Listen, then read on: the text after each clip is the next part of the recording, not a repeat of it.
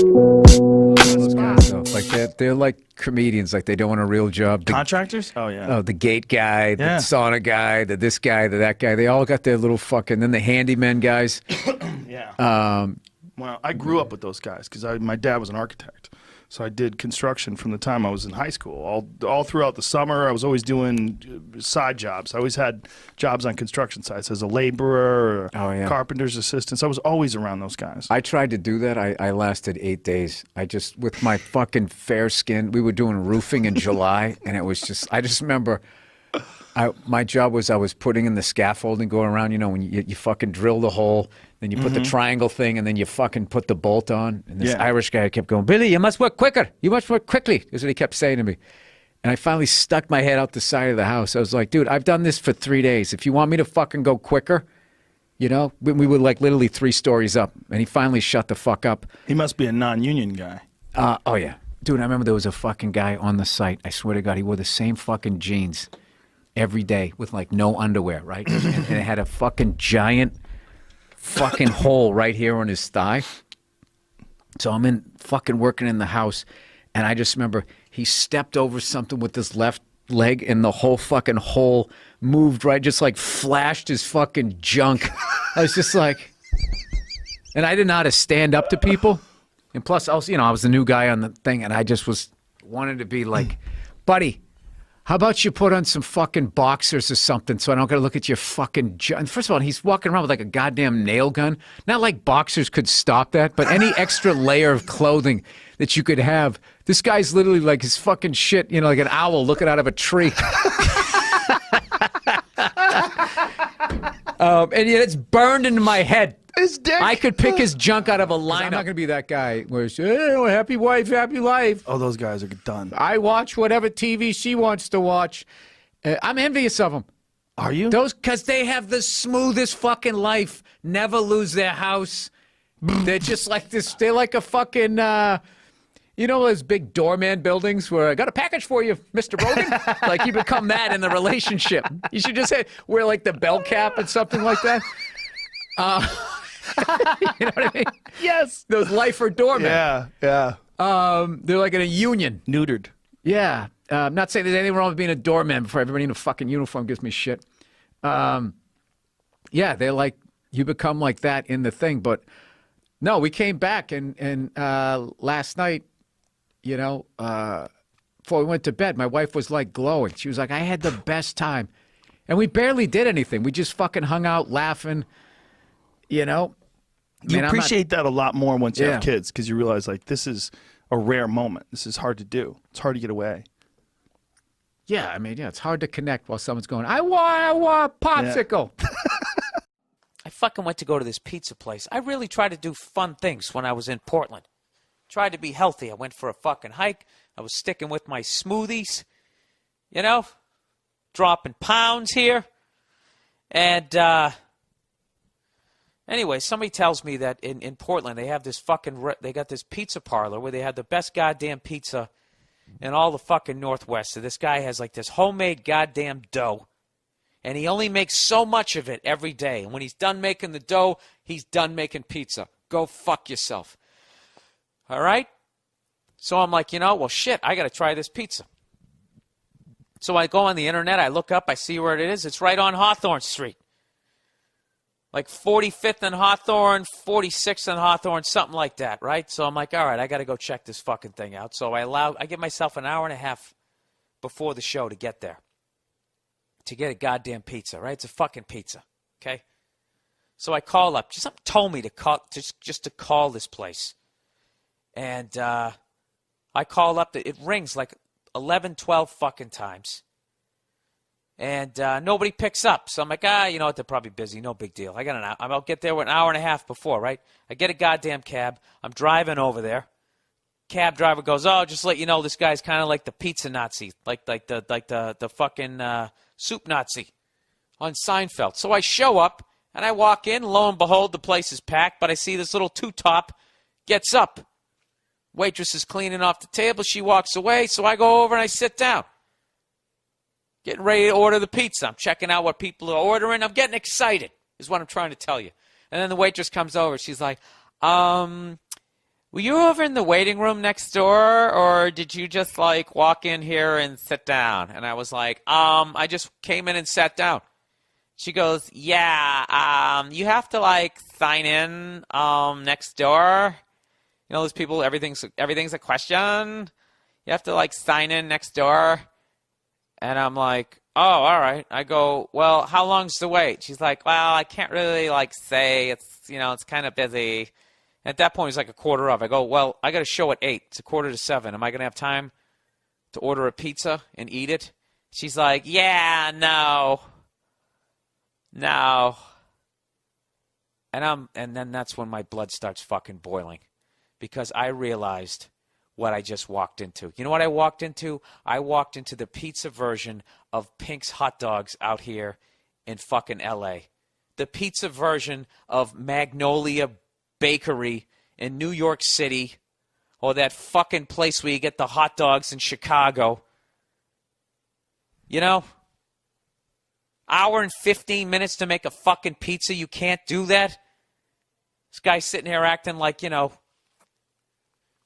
like he's making some sort of gourmet food. I'll tell you right now, that's my overrated for the fucking week. Standing in line at any restaurant, these, the breakfast place in your neighborhood, and your girlfriend's like, oh my God, the stuffed French toast is to die for. And you stand there in fucking line. Never worth it. It's never worth the hype. Okay? If you learn anything from this podcast other than I'm an ignorant asshole, don't ever stand in line for fucking food, okay? Unless there's a natural disaster. The place is flooded and they're scooping out fucking pea soup, and you're putting it into your baseball hat. Then you'll stand in line. Soup kitchen, you stand in line. But don't stand outside these fucking places. It's stupid. It's never worth it, Fancy restaurants, you don't stand outside. You call up, you make a fucking reservation. But I'm not standing out there like I'm waiting to fucking... Do that even make goddamn sense? You know what I mean? These fucking people in New York, they stand outside for 90 minutes for a cupcake. For a fucking cupcake. It's gone in 3 seconds. You know what's going to piss me off is some people in Portland, okay? They're actually going to figure out what pizza parlor I'm talking about, and then they're going to tell me, dude, it's totally fucking worth it. These low self-esteem douchebags who just allow themselves to get totally treated like absolute fucking shit for pizza. Yeah, sorry, I can't make you a pizza within an hour and 15 minutes. Well, you know what? Fuck you and your fucking pizza. What do you think about that? And your number one goddamn rating. I'll go to Pizza Hut. Eat their fucking slop. You know what's killing me is I know I'm going to have to go back. I have to try it. People hyped it so much.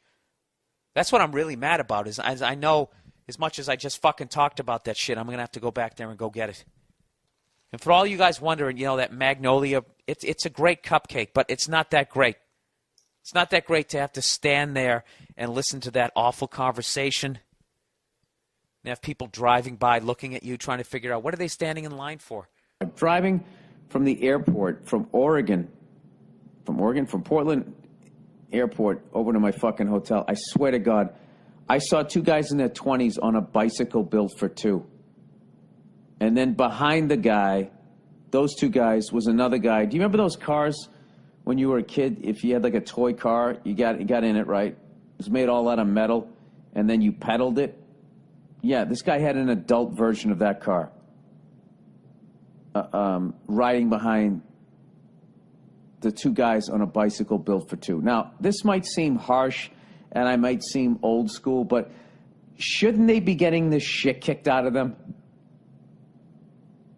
I know in a perfect world, they should be able to do whatever makes them happy. But there's just something about that behavior where you're so begging for attention. You know what I mean? You just can't get on a bicycle. It's got to be a bicycle built for 2. It's got to be a little toy car, and you're a fucking adult in it with your goddamn hipster beard. Like, I don't know. I'm really disappointed with the bullies in the millennial generation. You're letting a lot of stuff slide. Is he advocating bullying? Something. A fucking spitball? Anything? I mean, I was in the middle of the pack when I was in school. I got bullied, and I bullied some kids. I was right in the fucking middle. You know, I was background. I wasn't cool. I wasn't a nerd. I was just one of those people that filled out your class picture. That's all the fuck I was, you know? And I just felt like this pressure, like that somebody is not doing the job needs to get done. I felt like sticking my head out the window like fucking Ogre in that goddamn movie and just be like, nerds! All right, girl calls me fat, but she gained twice as much weight. Oh, wow. Hey, Billy Barada here. I had some Barada. Yep. You can call me Jordan. All right. Me and my girlfriend, no kids, have been together for 11 years. I am 6'2", and she is 5'7". When we started dating, we were still teenagers, and I was about 175 pounds, and she was about 115. I am now 220 pounds, and she is 200. Lately, she is saying that I am getting fat. 220 pounds is not light, but I am still pretty okay for a guy that is 6'2", and people never think I'm over 200 pounds. Yeah, but still, dude, you can't walk around with that kind of weight. That really hastens how long you're going to live, belly fat. I have a bit of a beer belly, and I love eating steak. When she told me I'm getting fat, I said, quote, I know I gained some weight. We both did. Maybe we should go out more like we used to. She right away said, oh, so you think I'm fat? Yeah. She set a little bear trap for you. Because she's not happy with what she looks like. I mean, she almost doubled her fucking weight. I'm superimposing me because I know how much I beat myself up. Anyways, I told her no, and that I find her sexy and love her. She said that I gained more than she ever did, and I should eat healthier. Oh my God. Yeah, see what she's projecting here. She's basically saying a bunch of shit to you, and then you can't say any shit back to her. Oh, so you think I'm fat? You should have been like, you just said that I'm fat. You just said I'm getting fat. You know, you think I'm fat? Yeah, you're fat. I'm fat. We're fat. We need to do something about this shit. Anyway, I told her, no, I didn't find, I think she's sexy and I love her. She said that I gained more. But dude, all right. If you're going to marry her and have kids, if she's already like fucking 50 pounds overweight, there's a lot of health risks to that, I believe. She said that I gained more than she ever did, and I should eat healthier. This is coming from someone who prefers McDonald's over a steakhouse. Yeah, she's in it. She has the addiction right now, is when you eat this fucking food that they have in this country, the same way a drug addict doesn't want to do drugs, the sickness just takes over. You can literally get that sickness craving sugar and salt and bad food. Speaking of that, did you see Ireland Subway sandwiches? That fucking in Ireland, they are saying they are not legally allowing Subway to say that their bread is bread because there's so much sugar in it, it's not bread anymore. And you watch these fucking assholes at Subway, rather than stop serving that fucking sugary shit, they're going to go after politicians and line their fucking pockets so they can still call it bread. It's fucking unbelievable. Unbelievable. But it's funny, they'd have more chances of getting in trouble if they told jokes. Anyways, I said, knowing the numbers, I think you gained a little more, but that's fine. Like I said, you are sexy, and I want you and love you. You said that after you said the other shit? I'm sure she wasn't happy with that. Maybe we should just both go out more and have more fun, if you know what I mean. Since then, our sex life dropped to an all-time low, and I feel like she doesn't feel attracted to me anymore.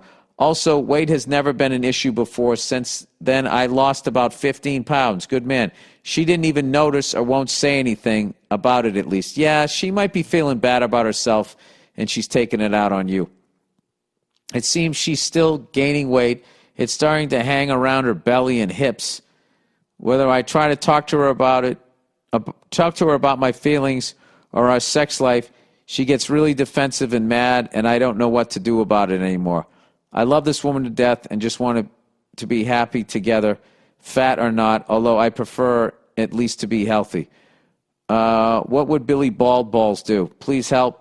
Thank you, and go fuck yourself. I would just say to her, just tell her you need to talk And I would sit down and tell her that you love her and that you want to be with her. But, you know, like any relationship, there comes times we have to sit down and talk, and this is one of them. And I would just tell her how you're feeling and just tell her what you want to do and how it makes you feel when the sex life. It's like you told me that I was getting fat, and then we had that conversation, and now you're not having sex with me. I feel like you're not attracted to me anymore. Is that the truth? Is that the case? I would say. And then listen to what she says. And